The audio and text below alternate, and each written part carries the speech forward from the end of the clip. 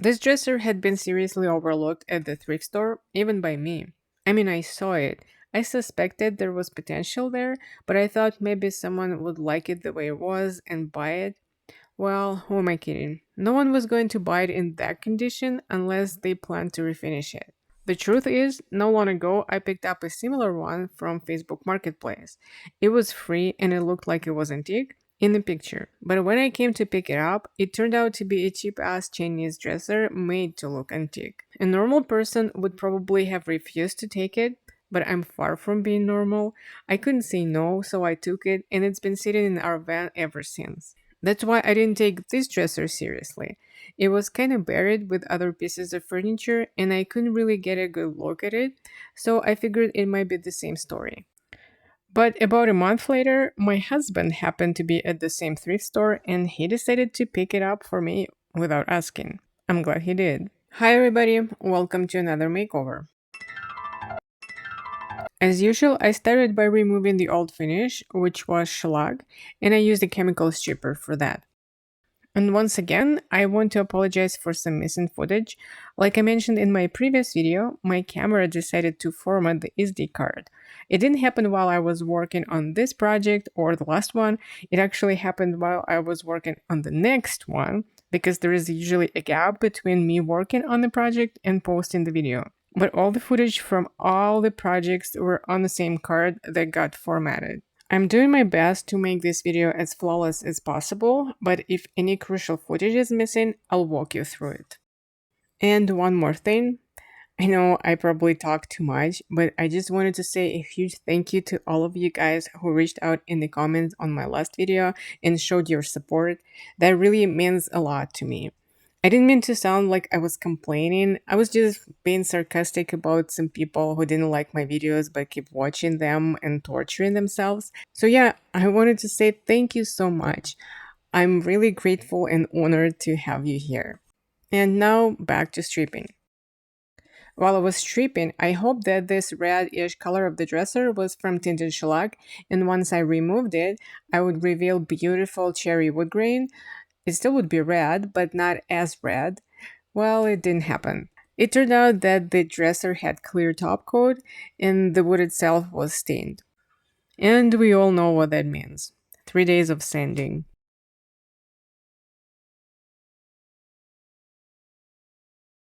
After stripping the top, there was still some shellac residue here and there. I reused what was left of the stripper for the third time, I believe, and instead of applying a fresh coat, I decided to use denatured alcohol. Shellac is sensitive to alcohol, so any excess can be removed with it.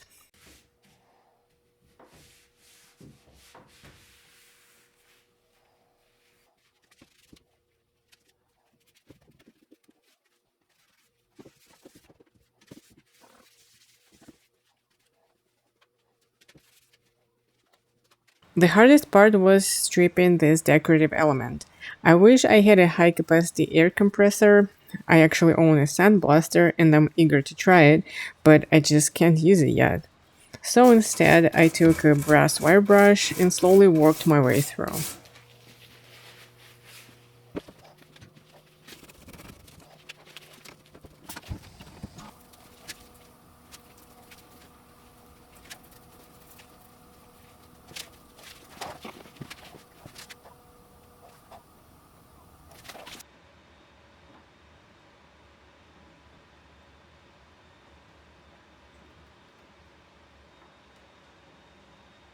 The dresser was a bit wobbly, so to fix it, I needed to take off the backboard. I also decided to disassemble the top, that way it would be just easier to work with.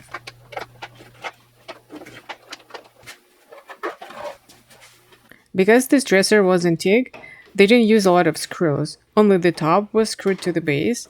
The rest of the parts were assembled with nails, but over time some of them started to separate as nails came loose. I clamped those parts together and replaced the old nails with new ones, thicker and longer, and it worked.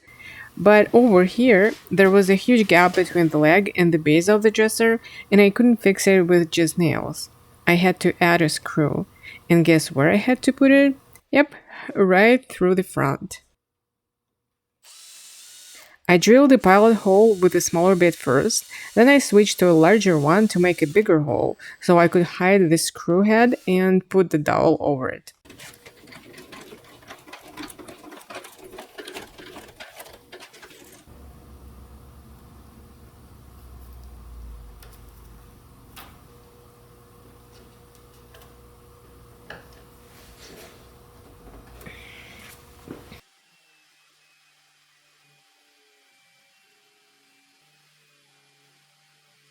And here goes 3 days of sanding.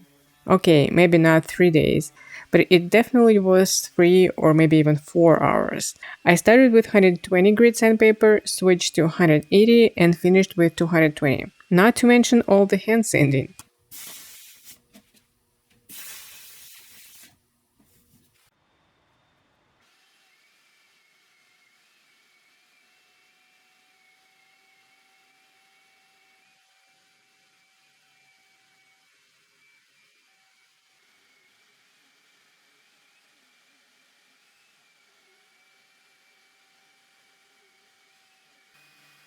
The drawers turned out fine. I was able to sand off all the stain, but on the top there were still some areas where the stain had penetrated deeply. To get rid of this stain, or at least to try, I decided to use a homemade 2-part wood bleach. Disclaimer, this is not a tutorial. Before trying something like this at home, please do your own research. Part A of the homemade bleach is sodium hydroxide solution, or lye solution, or caustic soda solution. I mean, although three are the same thing. This is the drain cleaner I got from Home Depot, and it says 100% lye with no other chemicals added. This is important. It's supposed to be 100% lye. About the ratio, I'm still not too sure. The information I found says 1 ounce of lye to 1 cup of water, but I don't know if that 1 ounce is by weight or by volume, like using measuring cup, because that's a totally different amount of lye. I did it by volume. I meant to do an experiment and try both options, but I never had time for that, so for now I used measuring cup. As soon as I added the lye to the water, the reaction started and the water got hot almost immediately, so I set it aside to cool down. Here I used 1 cup of water to 1 ounce of lye, but usually if I'm using 2 cups of water, I add 1 ounce of lye first, then I let it cool down completely, and then I add the second ounce of lye. There was a chipped veneer on the side of the top, and in one of the missing clips, I cut the damaged area into the straight line to make it easier to patch. I didn't happen to have cherry veneer on hand, but I did have some birch veneer. It was actually a substitute veneer I had peeled off and saved from another project, and I found a piece that was a perfect match for the wood grain here.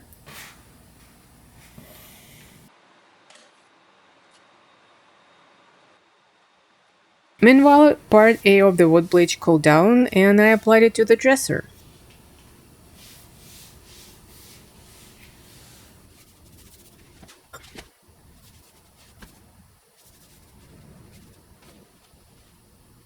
Ironically, the wood immediately turns dark. It always happens. With every type of wood I have ever worked with using this bleach, it turns into this unnaturally dark version of itself, like it's been stained. When it happened for the first time, I panicked a little. Since I don't have a degree in chemistry, I thought maybe I had done something wrong, maybe I added too much lye, but I trusted the process and everything turned out fine. So that's the way it's supposed to be. And this is the second and only other clip I managed to recover where I applied the part A, but you can trust me, I applied it to the whole dresser. I left part A on the surface for about 10 minutes, and then I applied part B, which is hydrogen peroxide. But it's not the regular kind you can buy off the shelf. This one is 28% hydrogen peroxide. I applied it and I left it to work overnight.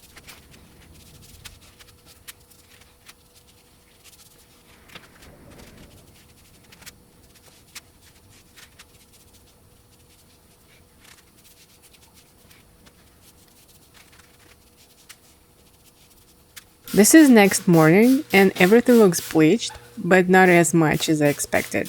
That penetrated stain got bleached as well.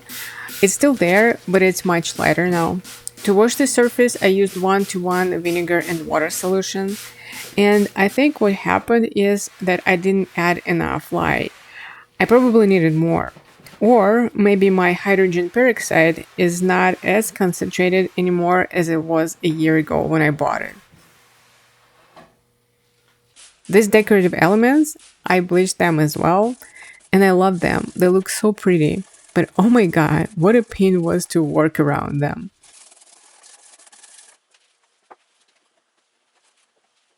While the dresser was drying, I decided to deal with the inside of the drawers. I washed them first and then I wiped them down with some alcohol. What happens is the alcohol dissolves the top layer of shellac and it helps to get rid of any dirt that's stuck in the shellac or smooth out some scratches. And then in one of the missing clips, I applied an extra coat of shellac to them. Of course, after bleaching and washing, the wood grain got raised. So before doing anything else, I lightly sanded the surfaces with 600 grit sandpaper. And those dents on the small drawers left by the hanging hardware, yes, I'm leaving them as they are, just smoothing them out. It's a part of pieces history.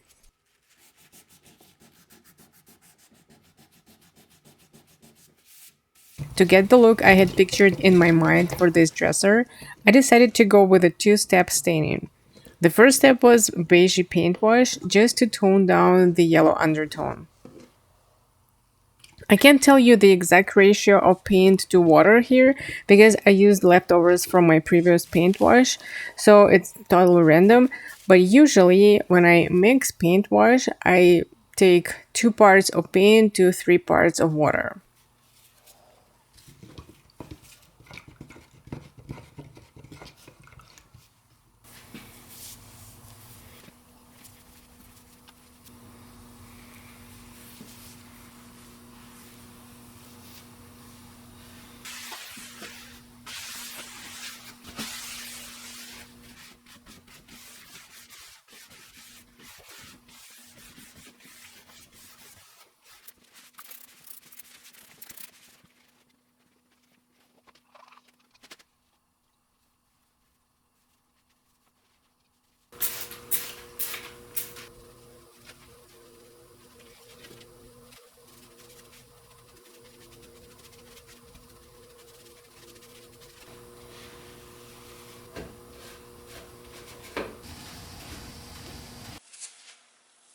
Step 2 was to apply a gel stain over the paint wash once I had completely dried.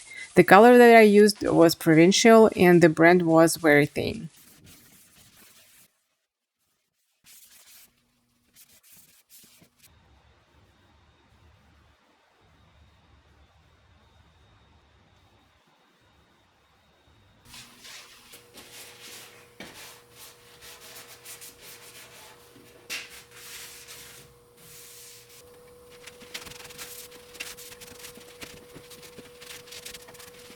If after the paint wash the wood looked flat, once I applied the stain, the grain immediately popped. I think it looked stunning, but there's always but.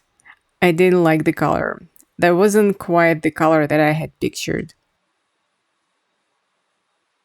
I left it to dry overnight, and next morning I applied another stain combo.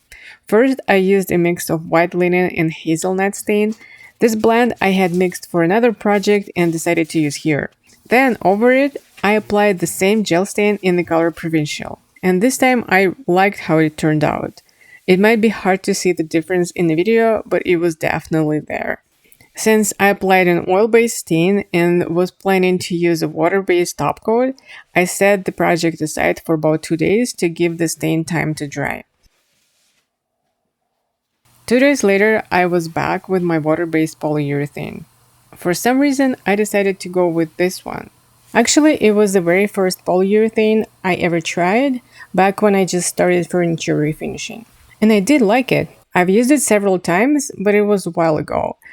Since then, I've been experimenting a lot with different kinds of poly, and I finally found my favorite one that's sold in our hardware store. But for some reason, I decided to go back to this one, and it didn't go as planned. As I remembered it, the recoat time was 1 hour. But right after I applied the first coat to the drawers and to the body of the dresser, I decided to double check and it turned out to be 3 hours. Because it was the end of the day, I left it to dry overnight and next morning I applied the second coat and everything turned out fine. Different story with the top though. And if you're here just for the entertainment, not really into refinishing furniture, you can just skip to this timestamp. Because I'm about to tell the story that might be only interesting to someone who does refinish furniture or who is learning how to refinish it. And unfortunately, whatever happened next is in the missing footages. I'm so sorry about that. So after I applied the first coat to the top, I left it to dry. The label says to wait 2 to 3 hours between coats, so I waited 3. But when I came back to recoat, the finish felt soft. It wasn't liquid, it was dry, but it felt like rubbery, like I could just peel it off with my fingernails. I thought it happened because the oil-based stain was still acting up and I freaked out. And yeah, I did run my fingernails over it and I left deep scratches on the surface. It was soft. And because I was a little bit on edge, I left the top the way it was and came back next day. And guess what? The finish wasn't soft anymore. It was completely cured. It was the way it was supposed to be. So it's either I was supposed to wait longer than 3 hours or I could just recoat it. But I had already scratched the top, so I had to strip it, sand it, and restain. And the veneer was so thin, it just didn't turn out the way it did the first time. You'll definitely notice the difference when you see the final result. Was it the fault of the polyurethane? I think partially it was. Like I said, I worked with this finish before more than once and I loved it and nothing like that had happened before. But of course it was my fault too because instead of leaving it or recoating and leaving it, I freaked out and scratched it. And no, it wasn't because of the oil-based stain because I tested it on the surface with no stain and it turned out the same way. Some of the original keyhole covers were missing. I'm not even sure if they were original because they didn't leave any trace. You know when sometimes the old hardware stays on the drawer fronts for a while, and once you remove it, the wood underneath is usually lighter. Well, nothing like this happened here. It would have been better if I had done it before staining the drawers and applying the top coat, but during this makeover, my plans changed several times, so it is what it is.